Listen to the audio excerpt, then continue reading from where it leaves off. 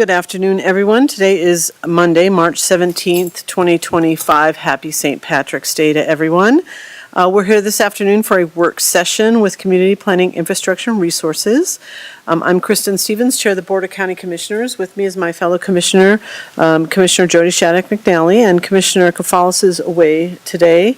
We also have our County Manager here, Lorinda Volker, and I will turn it over to Leslie Ellis, our Community Planning, Infrastructure, and Resources Director, and she can lead us into the first agenda item, which is a presentation from Northern Water about water preservation. Great, thank you very much. Leslie Ellis, and shortly I'll introduce our guests. We're very glad to have Northern Water join us today to talk about this topic of safeguarding regional water resources. Patrick Wells, who's the water strategy specialist, will be doing the bulk of the presentation, and Brad Wind is joining us as well, the general manager from Northern Water. This is part of a broader conversation we've been having through our water master plan and some of the strategies that are in the water master plan that address this topic, as well as conversations that are happening with the Regional Water Alliance. We're not proposing anything today. This is really more of an informational item. However, there is the option of talking about kind of a broader regional alliance and showing our regional support potentially through the form of a joint resolution addressing this topic. So I'll let you get into that, and then we should have plenty of time for discussion. Dalen's item that's after this is more of a brief good news update item, and then we have a few other updates as well this afternoon. So we'll spend the bulk of our time today on this topic of water. Thank you. I'll pass it over to you, Pat. Thank you, Leslie. Good afternoon, commissioners. My name is Pat Wells, again, water strategy specialist with Northern Water. And I think before I get started today, I'll pitch it over to Mr. Wind to offer a few opening remarks, and then we'll get going. Thank you, Pat. Good afternoon, commissioners and county manager. Again, my name is Brad Wind, general manager of Northern Water. First, I wanted to really thank you, the county, for your just stellar work on your water plan. I know that was a big lift. We appreciate being a part of that. And of course, through that process, you identified goals and ultimately strategies that really key into what Pat primarily will be speaking with today. And also appreciate you mentioning Northern Water as a partner in talking about this and perhaps enacting some policy that might help with this challenge we face.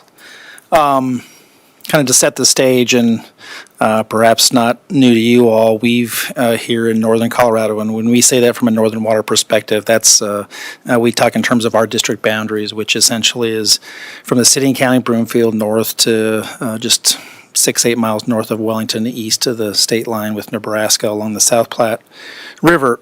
And we're so fortunate in this region to have generations, multiple generations that have worked so hard to provide a robust water supply for this region, going back to the 1860s and 1870s, where it was recognized the ability to capture snowmelt as it occurred, and that meets a lot of our utilization, a lot of our consumptive use needs here within our region.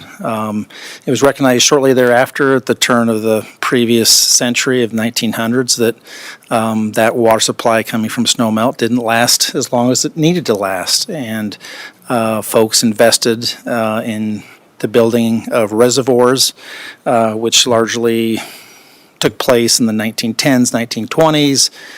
And even at that point, there was a recognition, even with the storing of supplies for the off-season, using directly diverted water from within our the watershed in which we live, that we needed an additional supply, and that's really what created Northern Water.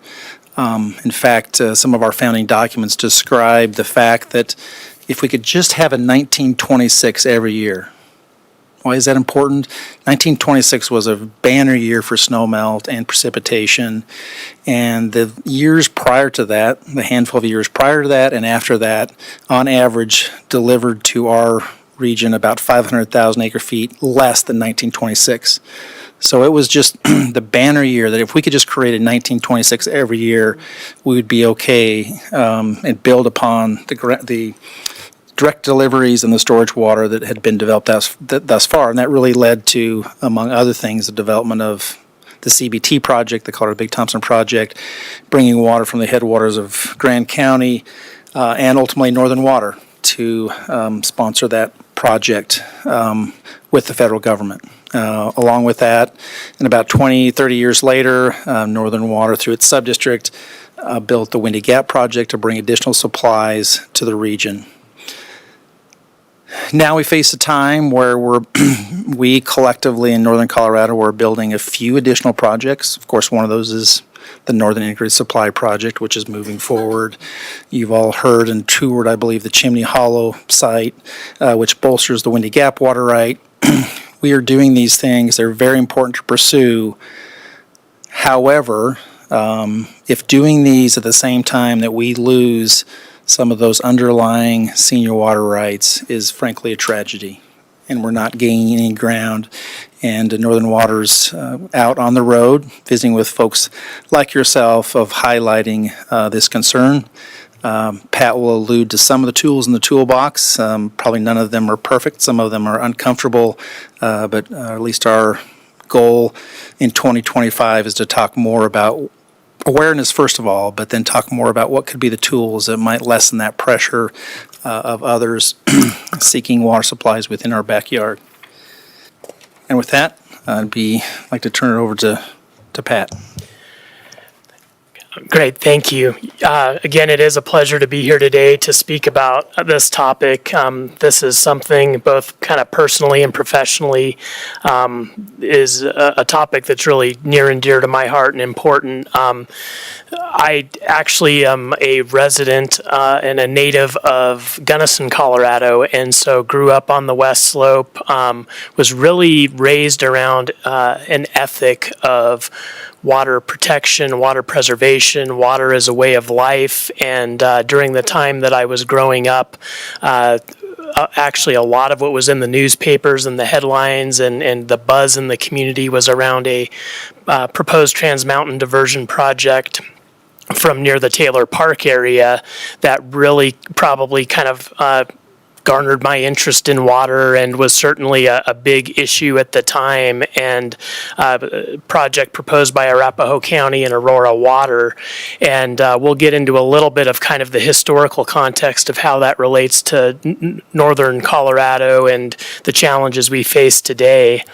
But really to open up the conversation, I just wanted to put up on the screen here some of the conversation that we're trying to foster as a region within northern Colorado, based on recent and historic events and how we see those playing out.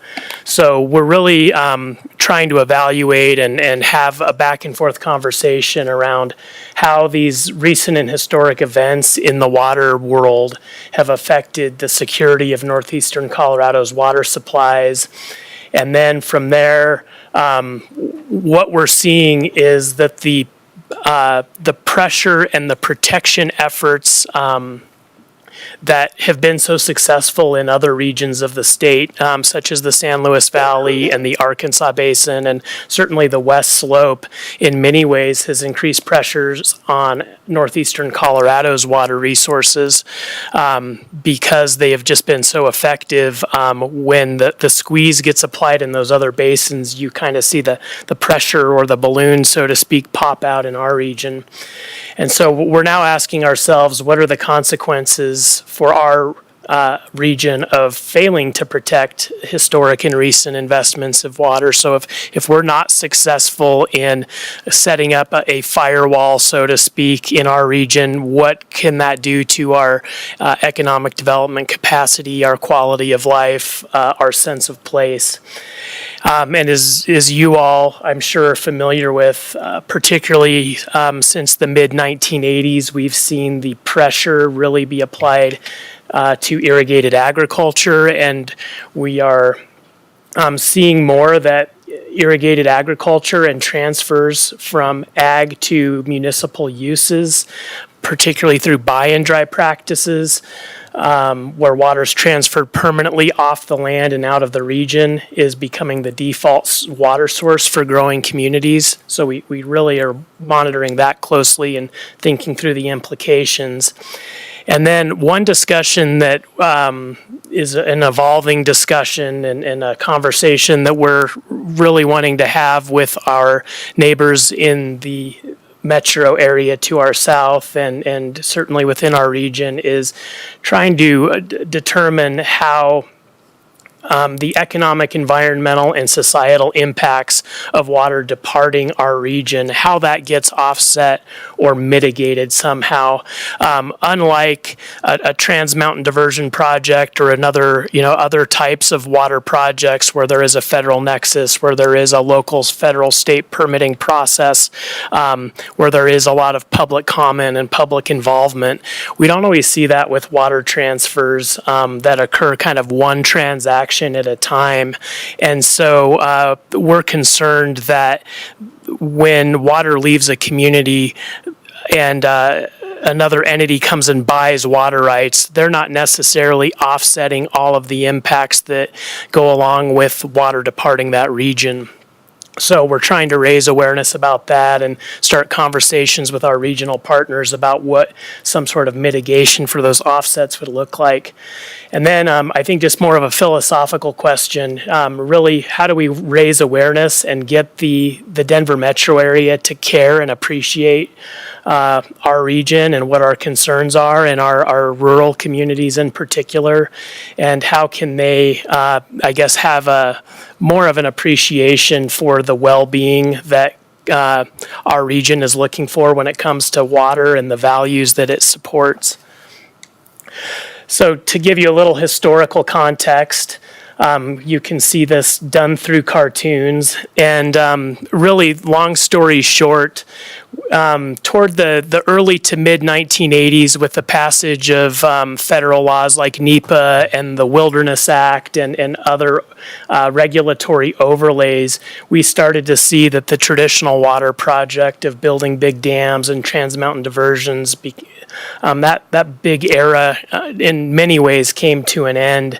And so in the example of the Thornton Water Project, where the city of Thornton came into northern Colorado and acquired roughly 20,000 acres of farmland between Fort Collins and Alt, that was a real change as they moved away from participating in the big project, the Two Forks Dam project that got vetoed ultimately by the Environmental Protection Agency. There was a real shift toward looking for new supplies primarily through historically irrigated agriculture. And then what you see kind of in the cartoon to the lower right was just kind of symbolic of northern Colorado rising to the occasion, opposing that transfer, really being shocked by how that those acquisitions occurred kind of under the cover of darkness with kind of a private broker that was an anonymous broker that was going around assembling all of this farmland to then transfer to Thornton. And so Northern Water at that time was certainly involved in the opposition. They battled with Thornton, all the way to the Colorado Supreme Court and back on remand. And I think that's something that when you talk to people that have been here a long time, they recognize, they remember, they still feel the sting. But with our population growth, with all the challenges we have with multiple issues and how our attention gets diverted, it's easy to lose sight of maybe what the next water deal could look like and what the plans are by others. So today, if you look at the recent headlines of what's in the news, you see that at least in our world, there's always a story about water and about the competition for increasingly scarce supplies. I've got a couple examples here of particularly in the 2020 timeframe, Aurora became very active in acquiring water, first on the main stem of the South Platte River, and more recently moving into our tributaries, including the Cache-la-Poudre River watershed. it's surprising to see that one of the news articles written by Biz West actually notes that our high water costs here may seem like a bargain to outsiders. Aurora and Parker, and really these latecomers to the game whose communities developed much later and maybe were not blessed with the same robust water infrastructure and water rights portfolio that many of us enjoy here in Colorado, northern Colorado. As they grow, as their communities change, as they deal with their own set of growing risks on the Colorado River and with climate variability and other factors, they're really looking to diversify their water portfolios, and they have a lot of money available in their war chests for acquiring water, because their mission at the end of the day really is to meet their customer demands and to make sure that water's flowing at the tap every day. And then we're also seeing that, and we'll get into this a little more in the presentation, that there are actions being taken by others in other basins to support this kind of water ethos that they have within their communities and to develop protection measures. So the San Luis Valley and their recent efforts to create kind of a regional water board that coordinates 1041 reviews among their counties is a really interesting concept that we'll briefly touch on later. So what you see here, speaking to Brad's opening remarks, this kind of sums it all up from a Northern Water perspective in one picture.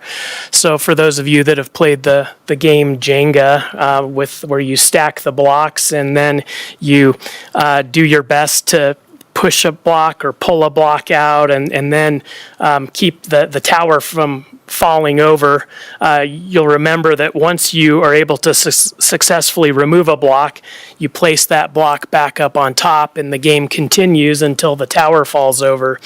And really what we see in this analogy is that our base water supplies, so our water rights that are native to the South Platte region, to our tributaries like the Big Thompson River and the Cache la Poudre River, those are really the foundation of our building blocks here as a region, and they're what really contributes to our quality of life, our sense of place, our local food production, and really what makes Northern Colorado great.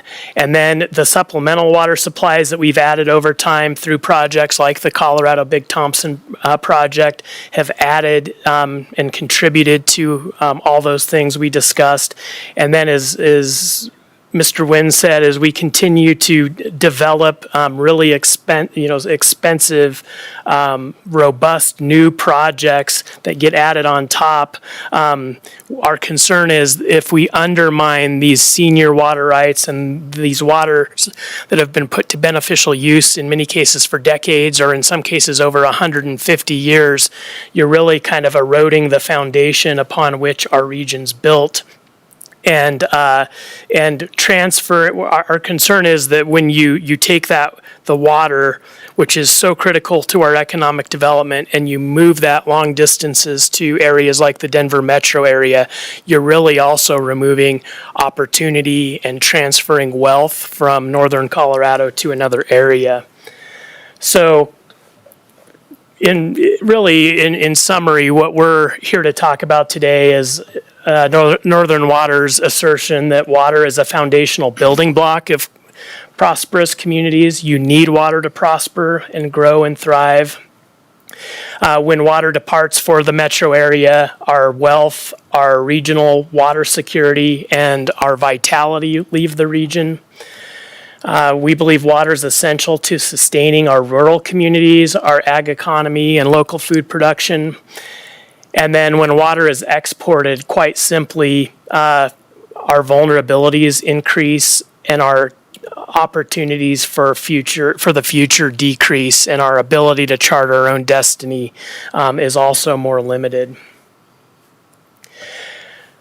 So from Northern Water's perspective, these points really highlight the importance that we believe in safeguarding the region's water supply.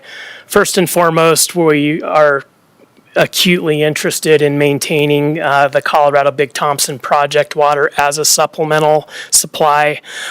our repayment contract with the U.S. Bureau of Reclamation, Senate Document 80, our other foundational documents really, underscore that is intended to be a supplemental supply that works in concert and is complementary to the water that originates in our watersheds.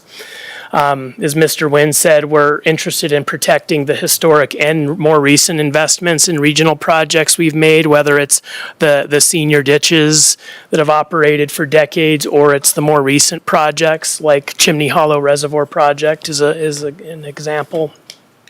As we see water supply risks ranging from wildfire to climate variability to invasive species kind of grow and change, it's more important than ever for that water to stay close to its source and to be accessible to our local communities, because we believe that adds to our regional resiliency and allows us to better prepare and respond to water supply risks. The closer the supplies are to the demands, the better.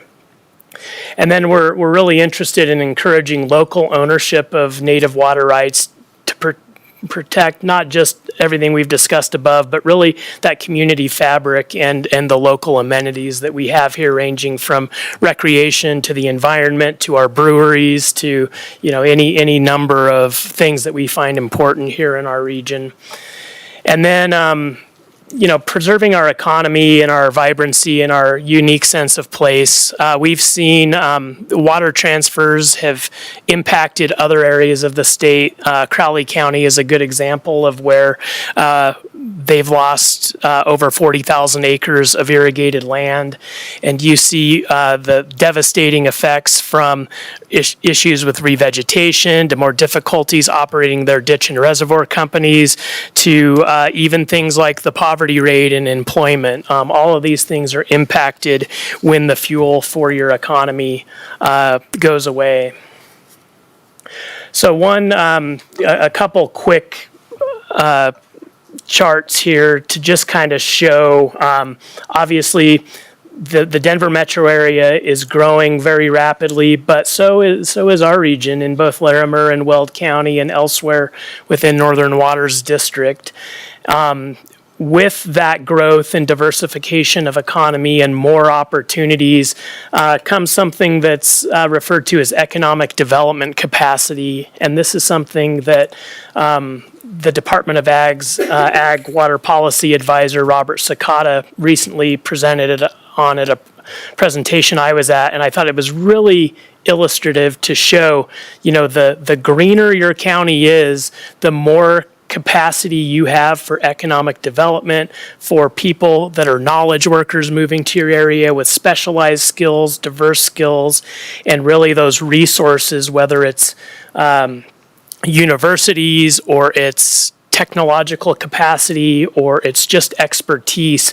Those areas industries tend to gravitate where there is vitality. And then if you look in kind of the lower right corner of the state map, you see the areas that are more deeper red. Those are your Crowley County and your Bent County and your Otero County areas where water has always been scarce and where water is actively being transferred to areas like Aurora and Colorado Springs and elsewhere. So while it's not a direct correlation between water and economic activity, I think you can see here that we're blessed with a lot of opportunity that would be diminished if water were to depart. So now we'll get to solutions, and we'll talk about solutions. And on the left side of this spectrum, so to speak, are the opportunities that we're really working on in the near term. So stakeholder engagement, media campaigns, raising awareness, trying to have a conversation around what our water ethos is as a region. And then as you move more to the right, you see other tools in the toolbox that are more based on market-based incentives and options. And then as you move clear to the right, that's where you get into more legal and policy, legislative and regulatory options and tools for protecting and preserving water resources. And one thing I'd like to point out that as you move from left to right, the work gets more challenging. It does become a heavier lift. You have an increasing level of protection and certainty typically, but you also need more resources and more political will and more people that are kind of behind you and aligned with a common vision, and probably need a more robust, diverse set of tools that include an all of the above approach to be successful. Yes. Yeah, please go ahead. Sorry, I'm monitoring, there's a wildfire right now Oh, no. near my house, so. Commissioner, can you turn your mic on? That's, Turn your mic on. Thank you. So when you go back to this slide, I'm curious what you think new governmental entities are. With what, because there's a lot of local government and you get more people becoming, government or government quasi-judicial entities that they can, more people in the sandbox sometimes is a good thing and sometimes makes it more complicated. So I'm curious what you mean by that. Yeah, a good example is this regional planning authority that has been developed in the San Luis Valley for coordinating County 1041 review. That was done that effort was led by a council of governments within the San Luis Valley to establish that entity. We'll kind of touch on this briefly in our next slide, but at one point there was discussion in the late 90s and extending into the early 2000s around a separate entity called the Larimer Weld Water Issues Group, which would have actually used taxing authority to develop a funding war chest necessary to compete with Denver metro area entities kind of under a buy, protect, and sell land sort of premise. That obviously was not successful in our region, but is something that's been pursued in other areas. And then, new governmental entities could include water conservancy districts, water authorities, and other things that are not not necessarily like a local or a county tool as much as they are kind of a quasi-governmental water agency that may have a specific role or purpose. And would that be working with local governments and the already land use and 1041 powers, or trying to be on top of that, or working with? I'm just curious about this because, we have a lot of this kind of discussion happening with some of the land use powers that have been kind of the push and pull over the last couple of years at the state capitol. I'm curious about that. I think it's a great question, and I would say in today's modern era, any sort of new governmental entity that deals with water is also going to have a nexus to land use. Those two are just so integrally linked that I think there would be a lot of crosswalk and cross-pollination at a minimum between local and county land use efforts and the more traditional water protection efforts. Brad, I don't know if you have any thoughts. Thanks again for the question. This is not where, at least from a Northern Water perspective, that we gravitate toward too quickly. In my view, there's a lot of heavy lifting over the next couple of years around awareness, exploring other tools. So if nothing else, I hope you don't leave the meeting today thinking this is a place that we should move too quickly, because as you're, I think, suggesting, there's a lot of moving parts there, some of which might not be welcomed by existing entities. Yeah, just curious because, when we start looking about county land use powers and things, I'm just wondering how that all fits in there and what your thoughts are on that. So, because I'm always a little worried about local control and local flexibility, and then we start getting lots of folks in IGAs, it's really, really would like to be more upstream about those conversations than reacting to something that's already been kind of coming together. I'm just curious. And my view would be we've got the right folks in the room now to start having these conversations, and I think there's a lot of, again, work that we can done before we ever think about that. I think, Pat, at least a more recent agency would be like the Lower Arc Conservancy District, which my limited understanding is, created to generate dollars for promoting the preservation, the long perpetual preservation of farmland through its taxing ability. But my understanding is they don't necessarily get into land use planning per se. Yeah, they are much more focused on water preservation through conservation easements, through developing water sharing programs and alternative transfers to buy and dry and those sort of arenas rather than any sort of land use regulatory authority. So they have the ability to do conservation easements through the state and tie that as that organization? Yes, correct. Okay, great. I appreciate answering my questions. Thanks, Madam Chair. You're welcome. All right, so continuing with this theme, what Northern Water has done over the past year to 2 years is really evaluate and benchmark what others are doing and what's been successful or not successful in our region. And we've kind of, if you kind of want to put things in buckets or scenarios, this kind of shows a spectrum from really doing nothing to just trying to change the culture through education and outreach to being more aggressive, as we discussed in the previous slide. And I'm going to highlight a couple examples of what others have done throughout the state. One that we'll start with, which is really about identifying a common set of principles, identifying these are our concerns, this is how we would like to develop water as a region, and then these are, a communication of our values and our concerns. That was reflected in the Arkansas Basin Water Preservation Principles in 2003.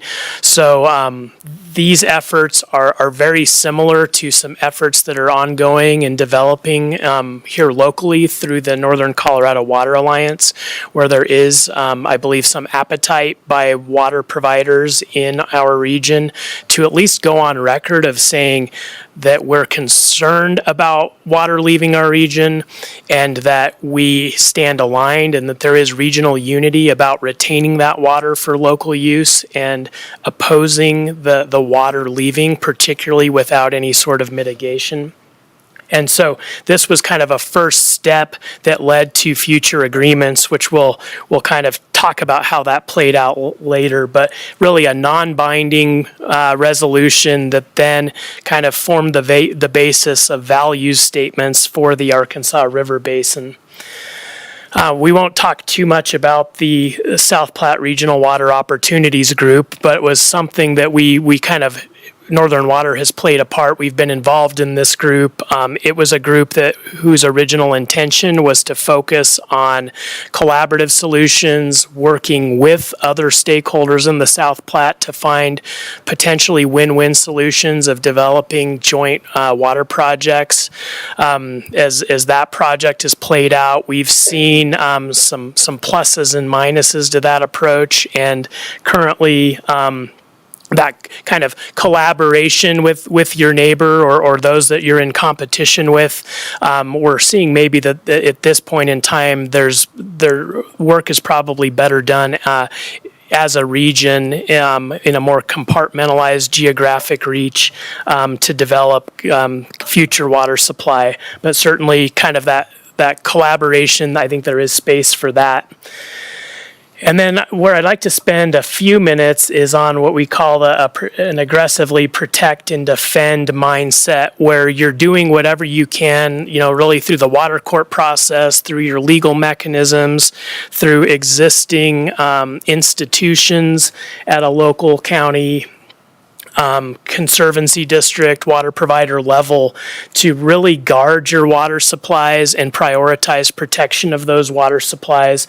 So we talked a little about the Larimer Weld Water Issues Group and maybe what was worked or was maybe not successful in that effort. The next item that I was personally involved with in my time prior to Northern Water was an intergovernmental agreement between Bent County and Colorado Springs. And what was interesting about that was it was actually an IGA in lieu of 1041 that provided some pretty strict sideboards on how Colorado Springs can develop supply while incorporating appropriate mitigation into the water development activities. So they got more certainty around not having to go through a 1041 process every time they wanted to do a water deal, which was, I think, maybe good for them and good for the ditch companies they wanted to work for. But it did say there's a volumetric limit on how much water you can remove from Bent County. We're going to limit you on the amount of land that you can buy and dry, so really restricted to things like property or corners on land around center pivots and those sort of things that had a minimal impact, and then providing money into an economic development fund and actually assessing a per acre foot charge every time water left Bent County for the Colorado Springs area. So a lot of other elements of that agreement, but really provided a framework that kind of avoided a 1041 process, but still provided some certainty for both sides. And then in 2003, there was an IGA between Aurora Water and the Southeastern Colorado Water Conservancy District that involved use of Frying Pan Arkansas project facilities.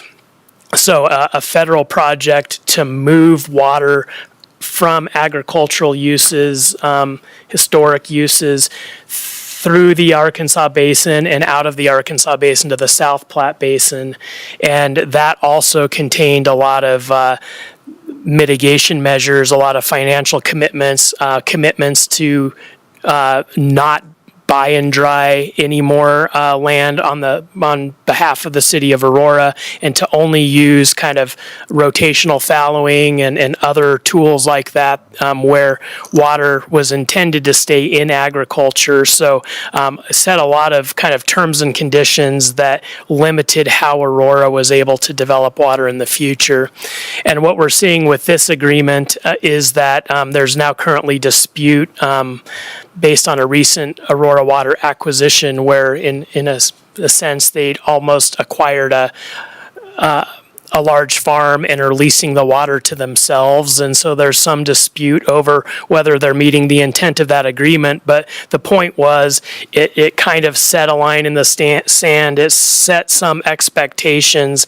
And now, unfortunately, they're having to kind of duke it out over what if they're in violation of that agreement or not, but still an effective firewall for setting rules and expectations for those coming into their region.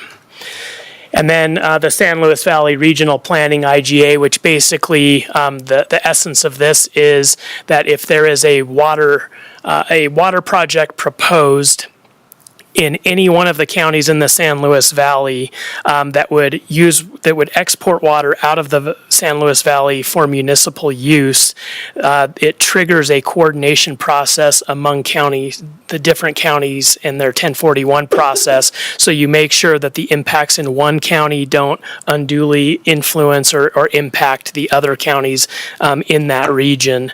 And so I think just having that on its own really sends a message of regional unity, and that there is concern about that type of project amongst all of those stakeholders, and that there's going to be a very aggressive and resolute response to any sort of project that would export water out of their region. So, speaking briefly about how all these agreements work together and how we've seen them develop in the Arkansas River Basin. You can see on the left-hand side of this chart, these are all news headlines from 2024 where conservancy districts, utilities, county government, local government, the rafting and environmental community all kind of quickly rallied in opposition to this $80 million Aurora purchase in Otero County. And a lot of that was because they had kind of put the foundations in place with their regional agreements, like we just discussed, with these intergovernmental agreements amongst each other, with these water preservation principles that were kind of the nucleus or the foundation from which everyone could talk and speak a common language around water. And then over time, you also saw amendments to their County 1041 regulations. You saw other types of water rights like recreational in-channel diversions and other agreements through the water court process that would limit kind of how water could be used, how that, how water could be exchanged or traded up the Arkansas River, and really imposing a lot of limitations. So if you kind of view this as your internet firewall at work or home, this is really kind of your set of rules for what kind of traffic you're going to allow into your basin, what's going to come out, and how you kind of fine tune those rules in many ways to allow things to continue to occur within your own network. But when someone from outside your network comes in, you're really going to ask a lot more questions and potentially kind of clamp down on rules and make sure that what they're doing is consistent with how you want things done in your local network, so to speak. Pat, I'm gonna, just wanted to let you know, we have only about 20 minutes left in the meeting, so we may need to, Sure. I mean, this is fascinating, and I know there's a lot of material here, but we may need to speed along a little bit. Absolutely. Well, we've got, I think, just 2 more slides here.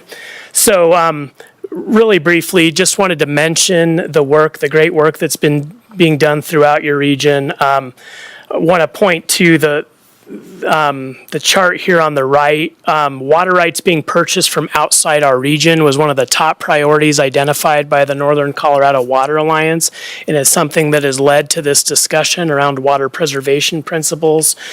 You see that we are also engaged, as Mr. Wynn said, in a really active conversation and messaging strategy around raising awareness, and then through the Larimer County Water Master Plan, we see that one of your goals in protecting water supplies could include the potential of drafting a public statement with partners like those in the Water Alliance around protecting northeastern Colorado's water supplies. Won't spend too much time on this, but this just kind of outlines Northern Water's objectives for increasing awareness of the challenges facing our region, establishing a water ethos, and then this really being a first step that we build on toward establishing a foundation from which other water preservation tools can be added onto or used. And then I'll just leave you with this last slide about what we can do. Certainly Northern Water is always going to encourage using water wisely, eliminating waste, practicing efficiency, and stewarding our water resources. We're really trying to encourage without getting in the middle of willing buyer, willing seller transactions while respecting private property rights and the water rights system we have in Colorado, really encouraging those to think local if they're looking at selling their assets, and call your local provider or your neighbor rather than selling out of our area. Encouraging our constituents to share their opinion, to communicate with Northern Water, with entities like your own, and really raise this as an important issue. And then, I have also left you with a fact sheet on Northern Water's messaging efforts and our efforts to safeguard water resources. So you can obviously reach that through that QR code, which is also contained here in the fact sheet. And that's all I have for today. Thank you, Pat. Any questions for Pat or Brad? Go ahead, Commissioner. Something that we've been talking about is adequate water supply for growth. And also the other question is, I'm not sure if you all have data or information about our aquifers or our groundwater, because that has to restore kind of our rivers and stuff downstream. And I'm not sure we have anyone in our region has, or Larimer County has an idea really what the status or health of those water containment or sources are. So I'm curious about that. You want to take that, or? Absolutely. There's been a lot of interest as of late into closed basin aquifers within primarily northern Larimer County. I don't know in terms of the data set that folks are relying on. In particular, of course, Greeley's advancing their project. Much of our district overlies alluvial aquifers, which there's significant data on how those are utilized primarily for large capacity irrigation wells. That's kind of the extent of how Northern Water is involved in groundwater. All right, thank you. Well, thank you for the presentation. I think that, with your slide of what we can do, it is tricky between respecting the property rights. Obviously, people can sell their land. And how do we sort of become the folks that they're first in line to talk to before they do that, right? And so, I mean, what does that look like on your end? I mean, is that developing relationships with property owners, reaching out to the agricultural community? How do you ensure that that happens? And then it looks from your one side that IGAs seem to be a way for both sides to get a little bit of what they want. So maybe people are willing to take some, restrict themselves in some ways if they have the ability to get some water. So it seems like they're willing to live by some ground rules around that in an IGA in order to get somewhat water rather than none. And so is that kind of, I mean, what does that space look like for you all? And do you feel like there's less of the sort of buy and dry mentality because of some of these new partnerships that have formed? Or do you feel like it's still something that we need to really be aware of? Pat, I'll just say a few things and hand it off to you. Certainly there's places of the state, and Pat mentioned many of them, where there's an expectation that buy and dry is just not appropriate. It's not that it might not happen. I don't think we're here saying it won't happen in the future. It's just raising that awareness. And because of the success of other parts of the state in doing just that, we think we can do a lot of it just through pretty basic education and awareness, at least initially. In terms of an agreement at some point with those who are seeking our water, in my view, it's a little early for that. I'm not sure what we might want to agree on in terms of what they bring to the table related to mitigation, or have perhaps a heightened investment in conservation in their own communities before they seek other supplies throughout the state. Those are tricky because, of course, the question would be, what are we doing in our region to have a similar water ethic? And we do many of those things, but I think we might be asking an outside entity to do more than we might at least are doing at the present time. Interesting. So so there may be education needed even with smaller water providers, right? And that aren't municipal, because I feel like a lot of our municipal water suppliers are pretty good around conservation and rebate programs and other things that really help people's, promoting xeriscaping or whatever that looks like. And I'm not picking on any particular water provider at all, but just saying that how do we make sure that that's happening in those? I mean, that seems like an education piece, or there's a piece that maybe we need to, dig a little bit deeper when we're talking to folks around that. Because you're right, it's hard to have an IGA when you're expecting some conservation metric that you in your own basin aren't insisting on. Yeah, Very well said. Commissioner, any other questions? No, I was going to pretty much echo what you had said, so I was thinking about some of the same things, but just knowing that we're almost out of time, this is a very complex and important conversation. So what are next steps for, not only for us together, or, I see you have what can we do, but we have our water plan. I know we have some things we're trying to look at, but if you're talking about next steps, it seems like more convening and connecting and having critical conversations.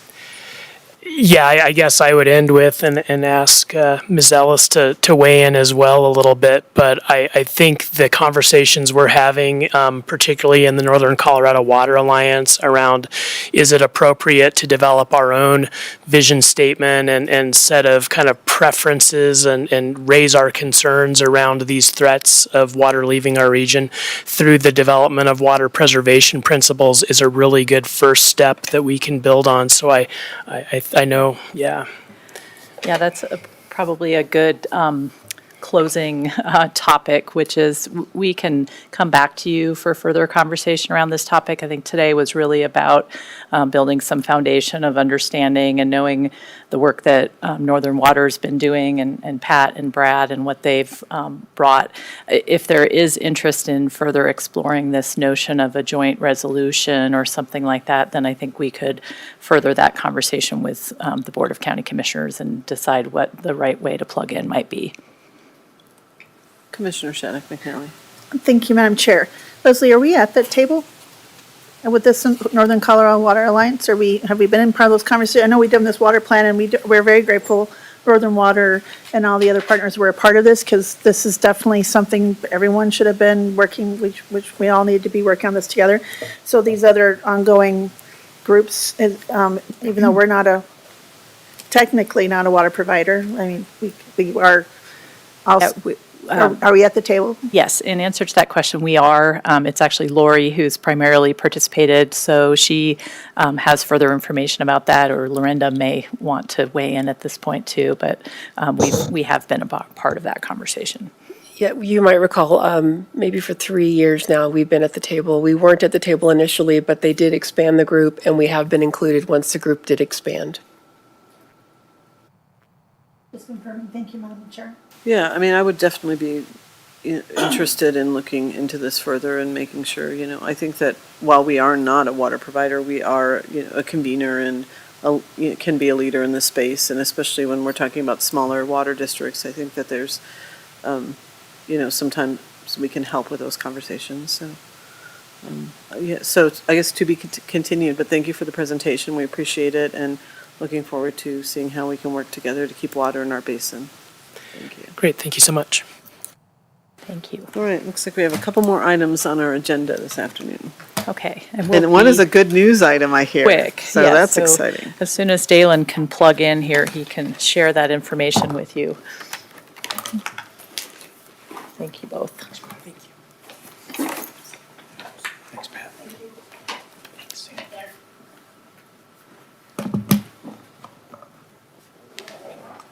Try to make this transition very quick here. If you have enough battery. That's the first thing I plugged in.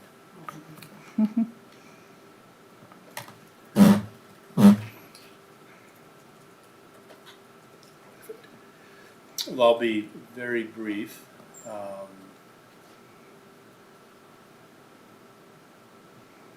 So I wanted to provide a quick update on the Poudre River Trail. And this has been something that's been worked on for over 4 decades. Can you turn your mic on, David? Yes, thank you. Something we've been working on over 4 decades with a variety of partners. And in 2019, we put in a GOCO grant to really begin to fill in the last gaps that remained on the Poudre Trail. Gap 1 was City of Fort Collins. I'll briefly go through this. Gap 2 was, as usual, we have reached out to a variety of funding partners shown here. And a timeline that I'll quickly go through. One is to finalize the easement this spring, and there's some work we still need to do with CDOT. That's underway right now. We have all the paperwork in.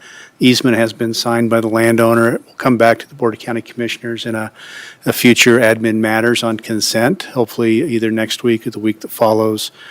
Once we get the notice to proceed, we'll put it out to bid and then really construct over this spring and summer with the anticipated opening sometime or completion sometime in the fall.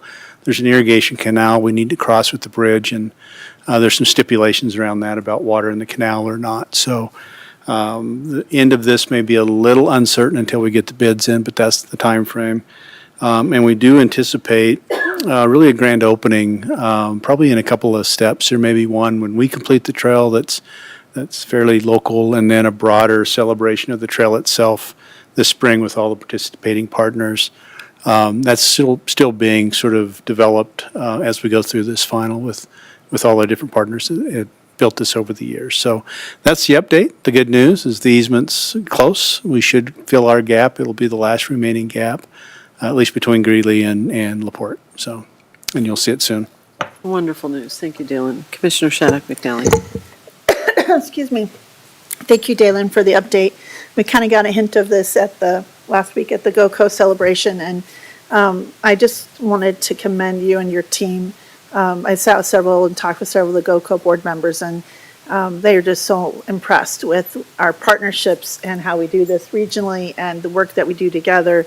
And they said, "Oh, I wonder what you guys do." And I said, "It's the Larimer way. We work together, and our staff are amazing." And I just want to share that publicly and convey that their board members were just very blown away and very impressed as always. But I wanted to commend you and your team. Thank you for your expertise and your professionalism. It's a long, many years of this legacy, and it's something I'm extremely proud of. And I just thank you all for your work.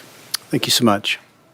Yeah, thank you. Thanks for sharing this good news. This is great news. I know that can be the really tricky part, is getting those easements and working with the landowners. And that's something you guys excel at. You're good at building relationships. So I think that's the hard work is almost done. And so it'll be really fun to celebrate. Thank you. Lorinda, do you have anything you want to say? Okay. Well, wonderful. Thank you. Thank you so much. We'll look forward to some ribbon cuttings. Get our big scissors out. Thanks so much. Thank you. Thank you. Thanks, Dalen. I'll actually invite Frank up for a quick update on the 1041 PRPA process. There have been some schedule changes, and we just want to make sure that you're all clear about what to expect, and anybody who may be listening, we'd also like to update our web pages and our public information so that there's no confusion around what to expect. So thank you, Frank. Good afternoon, Commissioners. Frank Haug from the County Attorney's Office. As you're aware, we had the Poudre River Power Authority hearing last Monday, and it was continued to March 24th. The applicant has since sent us a request to continue that, so that they have some additional time to answer the board's questions. Traditionally, when that happens, the staff is able to schedule those things. Currently, we're looking at April 21st for an additional hearing for that.